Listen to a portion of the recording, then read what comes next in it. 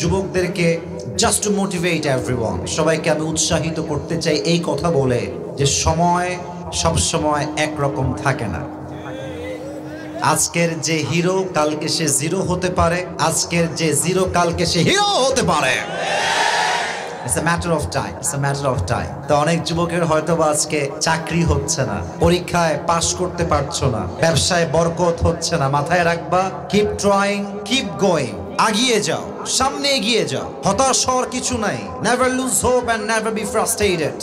রবের উপরে ভরসা রাখো, তোমাকে তোমার সফলতার চূড়ান্ত পর্যায়ে পৌঁছায় দিবে একজন। বলেন সবাই, তিনি কে? আচ্ছা, আপনারা সবাই নাম জানেন কিনা জানি না, বাট হয়তো বা জানতে পারেন। পাকিস্তানের একজন টপ ফেমাস ক্রিকেটার, আগে ছিলেন cricketer and then he became the prime minister of Pakistan. পরে এসে তিনি পাকিস্তানের প্রধানমন্ত্রী হয়েছিলেন। নাম বলতে পারবেন কি নাম? ইমরান খান। এই তো নাম জানেন, মাশাআল্লাহ। উনি সেই দিন একটা বক্তব্যে বললেন, যেটা আমার কলিজায় গিয়ে আঘাত করেছে কথাটা। উনি বললেন যে মানুষ তার খারাপ অবস্থায় হেরে যায় না, মানুষ তার শূন্য অবস্থায় হেরে যায় না। মানুষ হারে তখন যখন সে গিভ আপ করে ফেলে। যতক্ষণ পর্যন্ত মানুষ বলে যে আমি পারবো, আমার শক্তি আছে, আই ক্যান ডু ইট, এটা আমার বিলিভ আছে, যতক্ষণ পর্যন্ত বিশ্বাস সঙ্গে আছে, মানুষকে হারিয়ে দেওয়ার মতো শক্তি এই পৃথিবীতে জন্ম নেয় নাই। যুবক ভাইরা, ঠিক কিনা বলো? দুই নাম্বার আরেকটা কথা তিনি বললেন, যেটা আমি বলেই আর কোনো কথা বাড়াতে চাই না, আমার মূল তাফসিরের দিকে আমি ফোকাস করা ট্রাই করব।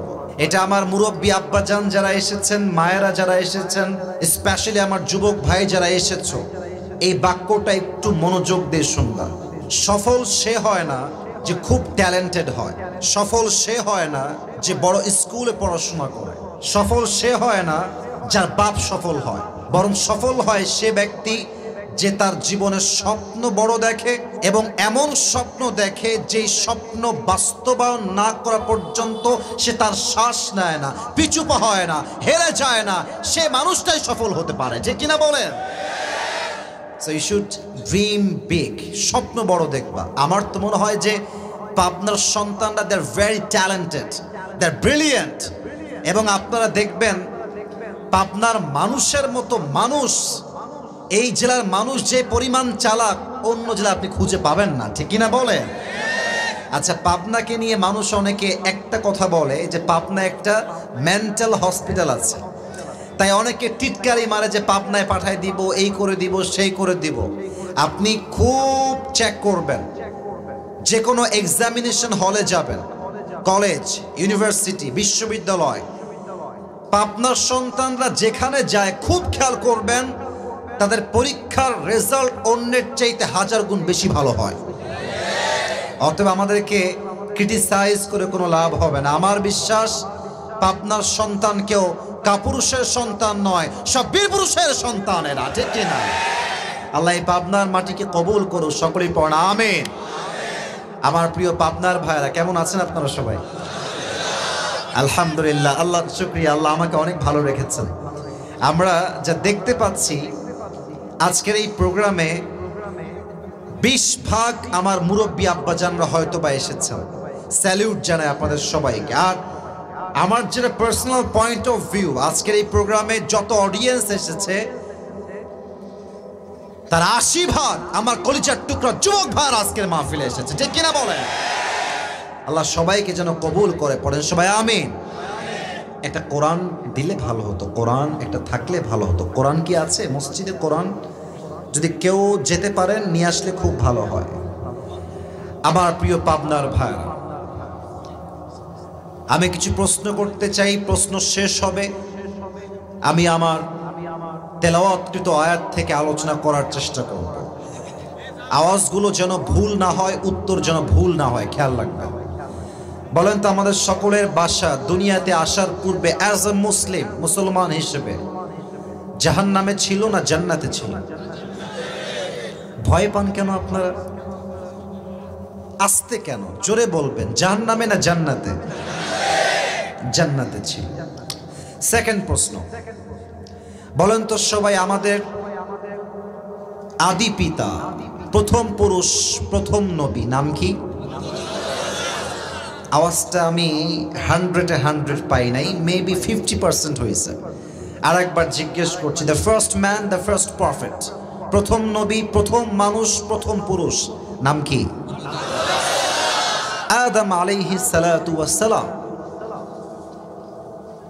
ওনার দ্বারাই মানুষের পৃথিবীতে আসার যে সূচনা, এটা শুরু হয়েছে। আল্লাহ যখন মানুষকে সৃষ্টি করলেন, মানুষ যেন পথ ভুলে না যায়, দিক হারিয়ে না ফেলে, পথভ্রষ্ট যেন না হয়ে যায়, এজন্য আল্লাহ বললেন তোমাদেরকে আমি পথ দেখায় দিব দুইটা জিনিস দিয়ে।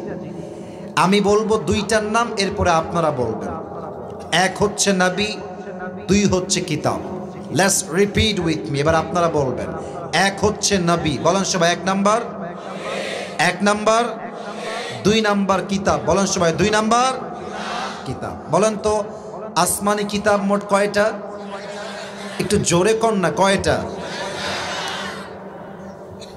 একটা কিতাব যেখানে কোনো চেঞ্জ আসে নাই। Nothing has change from beginning to the last. আজ অব্দি হয় নাই, কিয়ামত পর্যন্ত হবে না। কিতাবটার নাম? এত আস্তে কইলে নাম? কিতাবটার নাম আল কোরআন। এবার দেখেন আল্লাহ তাআলা কোরআনে কি বলছেন। 4 নাম্বার পারা, 2 নাম্বার পৃষ্ঠা, সূরা আলে ইমরানের 103 নাম্বার আয়াত। আল্লাহ তাআলা বলছেন, ওয়াতাসিমু বিহাবলিল্লাহি জামিআন ওয়া লা তাফাররাকু। আচ্ছা বলেন তো, এই যে কিতাব, এটা হচ্ছে একটা, বাংলা ভাষায় আমরা বলবো এটাকে বই, আরবিতে কিতাব, ইংরেজিতে বুক। এটা হচ্ছে কাগজের কিতাব। কিন্তু আল্লাহ বলছেন এটা জাস্ট কিতাব নয়, এটা হচ্ছে একটা রশি। বলেন তো কিতাব না রশি? এটাকে আমি বলেছি না কে বলেছে? আল্লাহ বলছেন রশি। আল্লাহ বলছে এই রশিকে শক্ত করে ধরো। এই আয়াতের ব্যাখ্যা কি? আল্লাহর কথার ব্যাখ্যার ভলিউম যে কত অসাধারণ, আমার মনে হয় এই আয়াতের ব্যাখ্যা কেউ বুঝলে হিন্দু হইলে কালেমা পড়ে মুসলমান হতে বাধ্য হয়ে যাবে। সুবহানাল্লাহ পড়েন সবাই। আচ্ছা আপনারা যারা মুরব্বীরা এসেছেন, মুরব্বীরা যারা এসেছেন, এই এই এই কই যাও? বিয়ে হবে না কিন্তু, একদম বসো। এটা সাহস কিরে? কথা নাই বার্তা নাই, উঠে যায়। কেউ যদি উঠে যায় লুঙ্গির টান দিয়ে ধরে বসে দাঁড়ায় পাবনার ভাইয়েরা আমার, ঠিক কিনা বলে? দোয়া না করে আজকের মাহফিল কেউ ছাড়তে পারবে না। রাজি আছেন তো সবাই ইনশাআল্লাহ? আসছেন উনি আমাদের বিশেষ অতিথি জনাব AKM হাবিবুল ইসলাম, অফিসার ইনচার্জ, আতাইকুলা থানা, পাবনা। স্যার কি আসছেন? ও স্যার এখানে, মাশাআল্লাহ। স্যার বসেন। আল্লাহ তাআলা স্যারকে নেক হায়াত দান করুন। পড়েন সবাই আমিন। স্যার অনেক মনোযোগী হয়ে ওয়াজ শুনছেন। আমরা এমন ইনচার্জ, এমন অফিসার প্রত্যেকটা জেলায় জেলায় চাই, ঠিক কিনা বলেন? আল্লাহ স্যারকে কবুল এবং মঞ্জুর করে। পড়েন সবাই আমিন। আচ্ছা বলেন তো, এখন তো পানি বের করার জন্য ট্যাপ আছে, চাপকল আছে। মুরব্বীরা, আব্বাজান, আগে তো চাপকল ট্যাপ কিছুই ছিল না। পানির জন্য কি থেকে পানি তুলতাম? হ্যাঁ, কুয়ার থেকে পানি তুলতাম। আচ্ছা খুব খেয়াল করবেন, কুয়ার থেকে পানি তুলতে গেলে দুইটা জিনিস মাস্ট লাগবে। এক হচ্ছে রশি, আর এক হচ্ছে, এই তো কথা বললে না ওয়াজ করা যায়, সুন্দর হচ্ছে। এক হচ্ছে রশি, আর এক হচ্ছে আচ্ছা বালতি। খুব ভালো করে খেয়াল করবেন। আমি আসিফ হুজুর পাবনার আতাইকুলাতে এবার প্রথম আসছি। আতাইকুলাতে আমি কখনো এর আগে আসি না। This is my first time here.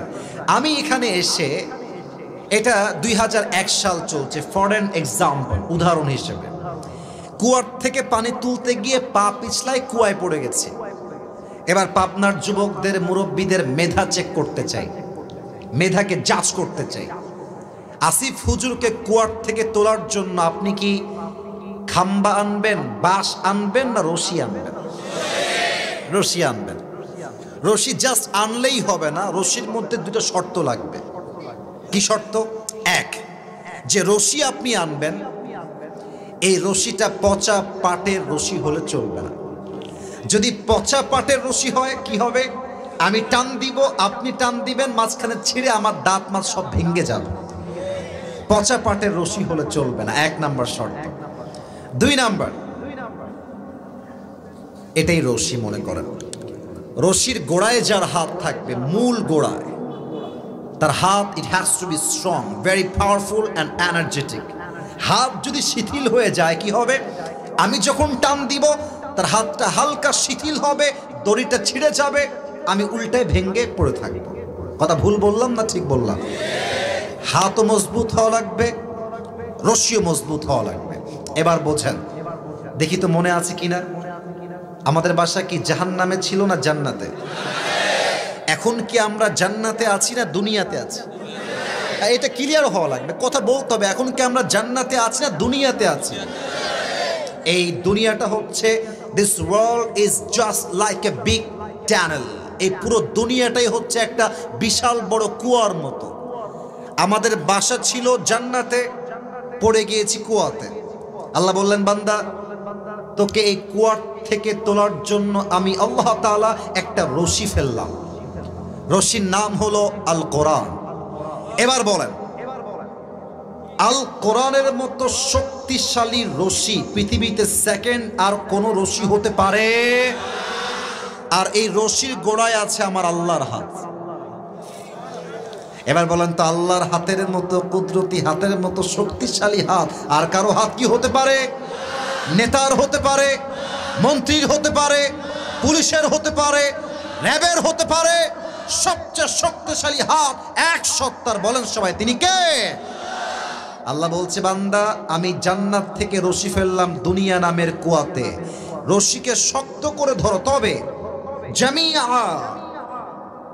একটা শব্দ ইয়াতে আছে, জামিআ, অল টুগেদার, সবাই মিলে। তার মানে আমার প্রথম পরিচয় আহলে হাদিস নয়, আমার প্রথম পরিচয় জামাত ইসলাম নয়, আমার প্রথম পরিচয় কওমিয়া নয়, আমার প্রথম পরিচয় আলিয়া নয়, আমার প্রথম পরিচয় বিএনপি নয়, আমার প্রথম পরিচয় আওয়ামী লীগ নয়, আমার প্রথম পরিচয় চরমোনায় নয়, আমার প্রথম পরিচয় আমি একজন মুসলমান ঘরের সন্তান। আপনাদের মনে আছে কিনা 12 এপ্রিলের কথা? শনিবার ঢাকার বুকে এক বিশাল ইতিহাস তৈরি হয়েছে। দলমত নাই, আজহারী সাহেব বলেন, বিএনপি বলেন, কওমি বলেন, চরমোনায় বলেন, সবাই এক কাতারে দাঁড়িয়ে ফিলিস্তিনের মুসলমানদের পক্ষে অবস্থান নিয়েছে। আমি এখান থেকে সূত্র ধরে বলতে চাই, আগামীর বাংলাদেশ, ইসলামের বাংলাদেশ করতে হলে দলমত দিয়ে নয়, ঐক্যতার দুয়ার খুলে ঐক্যবদ্ধ হয়ে কাজ করতে হবে আপনার ভাইরা, ঠিক কিনা বলেন? এবং সর্বশেষ কথা বলেই আমি আমার ভূমিকার কথা ইতি টানতে চাই। আপনারা জানেন যে আমাদের এই দেশটা দীর্ঘ লম্বা সময় নারীর শাসন চলেছে, নারীর শাসন। এখানে কিন্তু বিএনপির লোক থাকতে পারে, not a big deal, I love you so much, আপনাকে আমি ভালোবাসি। জামাত ইসলামের লোক থাকতে পারে, I love you so much, আমি আপনাকে ভালোবাসি। এটা যদিও মজা করে বলছি, মজার সুরে বলছি, বাট সত্যি ভালোবাসি। আমি আপনার বিরুদ্ধে বা বিপক্ষের লোক নই। আমার কথা ভালো করে বুঝবেন, যেই দেশের নেতৃত্ব নারীর হাতে থাকবে সেই দেশ কখনো উন্নতির চোখ দেখতে পারবে না যুবক ভাই। এটা আপনি রাগ করেন কিংবা না করেন, I don't care about it. এখানে আমার ভাবার কিছু নাই। তবে 2টা দাবি রাখবো। আগামীর নির্বাচন বাংলাদেশে হবে, তখন হবে যখন ডক্টর ইউনূস সাহেব পরিপূর্ণ সংস্কার করতে সক্ষম হবেন। দেশটা সংস্কার পরিপূর্ণ না হওয়া পর্যন্ত এই দেশে আমরা কোন নির্বাচন দেখতে চাই না পাবনার ভাই। ও 2টা কথা কি? 1 নাম্বার কথা, আগামীতে বাংলাদেশের প্রধানমন্ত্রী হিসেবে কোন নারীকে আমরা চুল পরিমাণ বরদাস্ত করতে চাই না। 2 নাম্বার কথা বলে শেষ করতে চাই, লাস্ট কথা। মাঝে মাঝে আমরা বলি না যে শেষ ভালো যার? ডানের ভাইয়েরা মনে হয় খাওয়া দাওয়া করে নাই। আর একবার, এটা ভালোবেসে বললাম, আর একবার জিজ্ঞেস করছি, শেষ ভালো যার? সব ভালো তার। আমরা চাই আগামীতে আমার বাংলাদেশের প্রধানমন্ত্রী যিনি হবেন, তার ইস্তেআদাদ, তার কাবিলিয়ত, তার যোগ্যতা এতটা হাইলি কোয়ালিফাইড হবে। আমার দেশের প্রধানমন্ত্রী চাইলে জাতীয় সংসদে দাঁড়িয়ে দেশের পক্ষে যেমন কথা বলতে পারবে, আমার দেশের প্রধানমন্ত্রী চাইলে জাতীয় মসজিদ বাইতুল মুকাররমে দাঁড়িয়ে জুমার খুতবা দেওয়ার যোগ্যতাও রাখবে।